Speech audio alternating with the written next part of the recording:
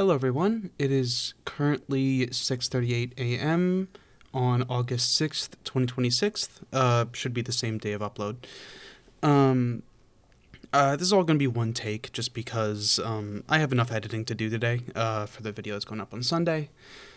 First answers, this is not a fake out. I'm not like going to a new channel, like not this channel, you know.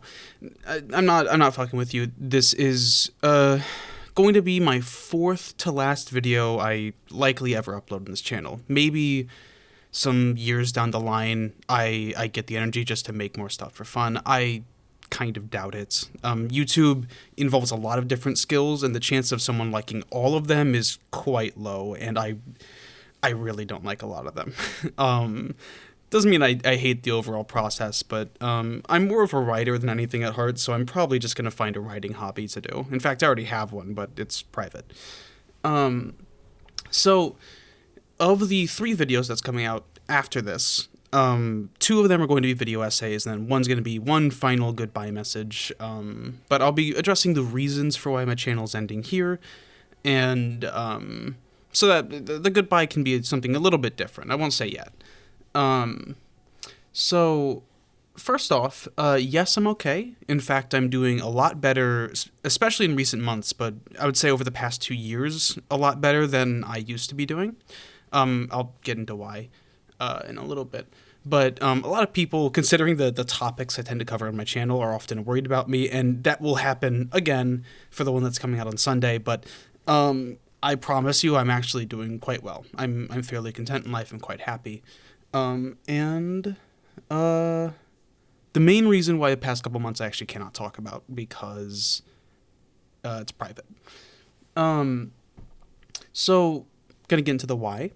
The main one, though, it's largely just had me reconsider why I was doing this all, is channel performance. It's not really a secret if you look at my channel. My videos are not doing nearly as well as they used to. I'm not gonna be like blaming some mysterious YouTube algorithm thing. I simply do not have what it takes to exist in the modern YouTube ecosystem. Which is to say, the people that can do it with nothing but pure integrity often have more drive than me, more charisma than me, and more willingness to foster a fan base than me. For personal stuff, I don't... So many aspects of fame are really uncomfortable. I've really... Like, I want to be clear, I like attention, I like adoration, I like praise. I'm not saying that I don't. There's a reason I became a YouTuber, but I've realized the longer I've been doing this that I like when individual persons that I know like me. I like when I get a high score on YouTube, so to speak.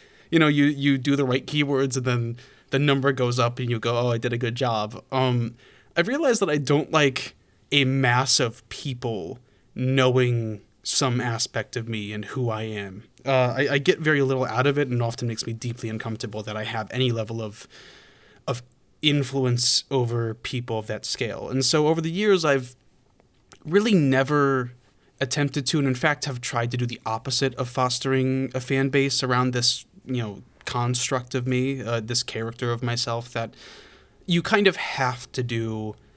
Maybe not have to, but most people have to do in order to make this a career. This has naturally resulted in, combined with my inability to consistently work, though I've gotten medicated for that recently, it's resulted in my channel continually and slowly waning ever since its initial massive virality, back when the Games You Can Never Play Again video came out. Though I've had some bumps since then, it's really just been a slow fall downwards ever since that moment, and never really reaching stability.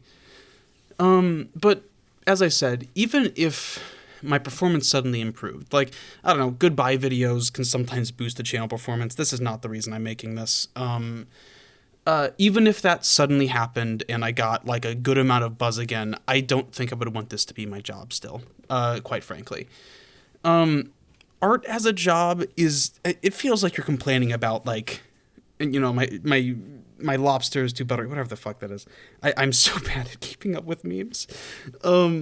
But like art as a job, it's not horrible, but when it's the main way you kind of deal with life in itself, it being mixed with the concept of capital, needing to pay your bills on time, with it simultaneously being stuff that you're trying to make genuinely a part of you is kind of not great. I've learned that the things that I like are just not very popular. And so over the past 5 years, I've had to basically go, this is a sincere part of me. Let's generalize it until it's wide enough for enough people to digest so that I can like pay my bills. And that gets soul sucking after a while. It doesn't mean I hate the stuff I've made. In fact, I like a lot of the essays I've made. I used to be a lot more critical about what I've done, but I think they're good. But I just don't feel comfortable doing that kind of thing anymore. If I were to make content, I would want it to be something casual or something less directly personal to myself, so that, I don't know, I think you can make art for fun. I think it's quite okay too. You know, one of my favorite channels is like Doug. He's not making deeply personal essays, but he really knows how to entertain. Many of the worst points in my life was like lit up by the pure the pure shining joy and insanity that comes from the videos he makes. I have considered, I don't know, trying to pivot to being a streamer. I do have a Twitch channel. I don't know if I'll ever stream to it. It'll be something completely casual, not trying to like be successful if I do. I'll put it on screen. But I've decided that I just kind of need a more normal job. I don't think I can handle a normal job. It's one of the main reasons I sought out a YouTube channel, but I'm looking into options for something that lets me use a lot of the talents I've gathered over the past 5 years, but in a context that's a lot more manageable in my day-to-day life. And the last thing that made me reconsider YouTube after all this time is something a little bit more uncomfortable. So if you don't want to hear about some dark stuff, then please don't. You can just skip, I don't know, most of this video. There's probably going to be chapters if I don't feel too lazy. So I'm only saying this because I think it is interesting in recontextualizing my channel, almost. So when my video, games you can never play again, was uploaded, for the first like 10 days, it didn't really, do much. I just assumed the video was dead. Then it magically blew up, and then like really anticlimactically, I just was a successful YouTuber at that point. 2 weeks or so after that, began a series of 4 incredibly traumatic events that happened in the span of one single month that basically derailed my life. At the time it was meant to be like just starting, so to speak, if that makes sense. So I'm not going to say one of the events, but the 3 other ones are, one, I nearly died in a tornado on the way to a concert, which obviously is a terrifying thing and would leave most people, at least for a while, feeling kind of shell-shocked. Then, not even a week later, my family home that I lived in for my entire life, or as long as I could remember, caught fire. And while it didn't burn down, it was completely unlivable for the next entire year, essentially. And then somewhere just before or after that, began the first panic attack that I have ever had, or maybe my second, but the first one was kind of a one-off event many years ago. And I kind of recall, like, not really understanding what was happening. I drove out to a random store to find someone, and I was under the assumption I was having a heart attack. Got bad enough to the point where both of my hands started closing involuntarily and cramping, And no matter what I was could do, I was unable to kind of release them. Eventually, I was able to calm myself down, but at that point, the damage was done, so to speak. Well, I don't know to this day because I have not sought diagnosis. Well, I don't know if it was just incredibly severe health anxiety or specifically health OCD. It at least functions similar to obsessive compulsive disorder in the cycle that I was going through. Essentially, every single day, proceeding for the next 1.5 to 2 years after that point, I would have a panic attack that would start around a couple hours after I woke up and proceeding until my body and mind were quite literally too tired to remain panicked. That was at minimum 6 hours, sometimes longer. It got worse at night, so there was a point where I would invert my sleep schedule just to make sure that I would have the worst of my panic attack during the day. And it's, I mean, obviously it was horrible. And well, none of this was YouTube's fault. Needing to try and manage what was supposed to be my dream coming true and like maintaining the momentum of my channel at the exact same time that quite possibly the worst 2 years of my entire life were happening was an extra hurdle that I was really not able to keep up with well. A lot of those videos, starting with games with unsatisfying endings, were done between and during a constant state of panic that consumed essentially my entire life. It slowly would ramp down over those 1.5 to 2 years.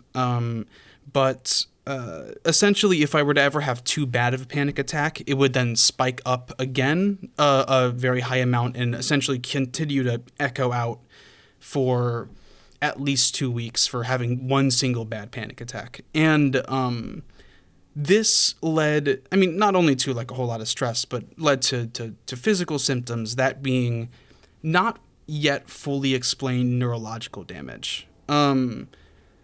I have been diagnosed with fibromyalgia, though I'm not sure if I actually have it because I lack the actual central symptom that's important to it. And I'm making this clear because of the Hot Diggity Demon situation. I don't suffer the constant pain, which is perhaps the most important symptom to fibromyalgia, but I do suffer all of the other, not all of, but the majority of the other random tertiary symptoms you can have. You know, I have small fiber polyneuropathy in my hands and feet, meaning they're even more numb than other parts of my body. Constant tingles, it just a very high amount of arousal of in general my nervous system. Of course, anytime I try to come up with a symptom list, I mean, there's some mental deficits I've been suffering too.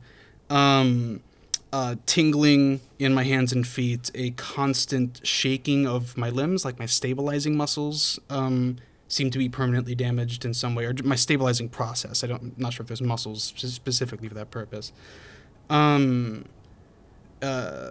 Luckily, I don't have many other motor function problems, but the biggest one, and this is one that, again, I have the least kind of context for. They just said it was peripheral neuropathy. The left half of my body, split directly down the middle, is number than my right half. It does not seem to be getting worse, and I only noticed it a long time afterwards, meaning it could have been around for a good while before I even noticed it. It's not that strong, but it is something I'm just going to have to live with for presumably the rest of my life. Because nerve stuff, I mean, even if it heals, it's on the track of years to decades. And central nervous system stuff, which this most likely is, tends to be forever. And I don't know. It's not something that I feel is like horribly destroyed my life. I'm actually quite fortunate in terms of chronic disability. I have full use of my limbs. I can lead a relatively normal life from here on out. It's an invisible disability, meaning people who see me, like my face doesn't droop or anything of that nature. And most of the muscles that are shaking are not shaking enough for it to be overly noticeable.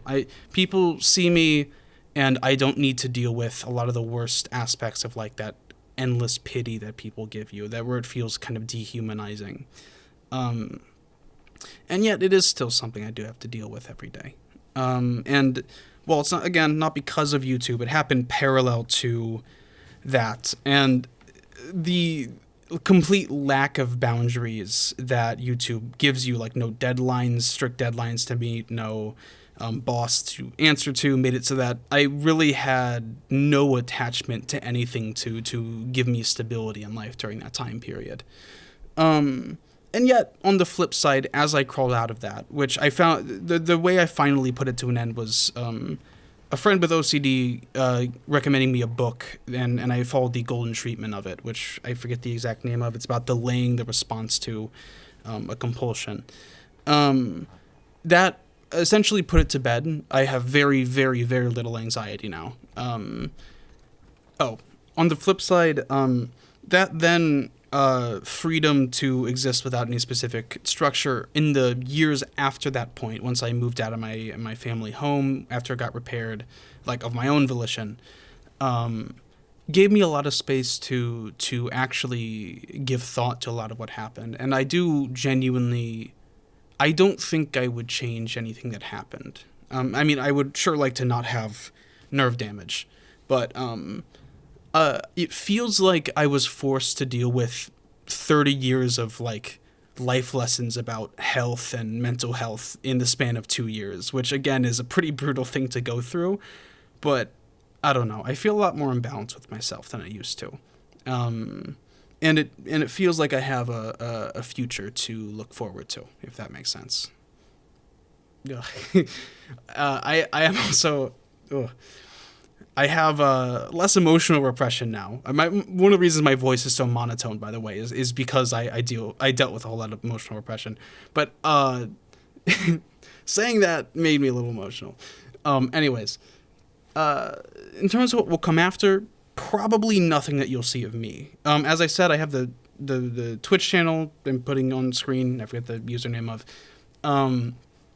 I will probably, like, every 4 months put a shit post on this channel that I've had for a long time. Outlet, aka it's like at Judge Junior or something. It is horrible. They are not worth your time. It's me getting an idea so stupid that I feel the need to put into reality. It's the exact opposite of the type of content I make here. But I will technically upload there sometimes if you're interested. And then otherwise, I'm just gonna be getting a job. Depending on the job I get, I might say what it is and where it is in my goodbye video. But otherwise, I don't know, I'll just be returning back into being what I most like being, which is a private person. That is, I believe, everything. I'll be answering questions in the comments. My next video is coming out this Sunday. It's called Nostalgia for a World That Doesn't Exist. Yes, it's a series of keywords smashed together. It is named that for a reason. I also have stopped trying to write for a general audience. That video is going to be the amount of dense that I want my videos to be. I have wanted them to be. So, look forward to that, I guess. It is depressing, by the way. If you have, like, unreality stuff that you struggle with, probably don't watch that video. But yeah. There's going to be one more essay after that. It's, again, going to be kind of whatever I want. And then I will be letting you guys know when the channel's ending. I'll be answering any questions in the comments. And the game you're seeing on screen, if you're not familiar, is Manifold Garden. I have no affiliation with it. I just think it's really cool. So if you're interested, get the game. It's on Steam. Anyways, have a good day, and I'll see you on Sunday.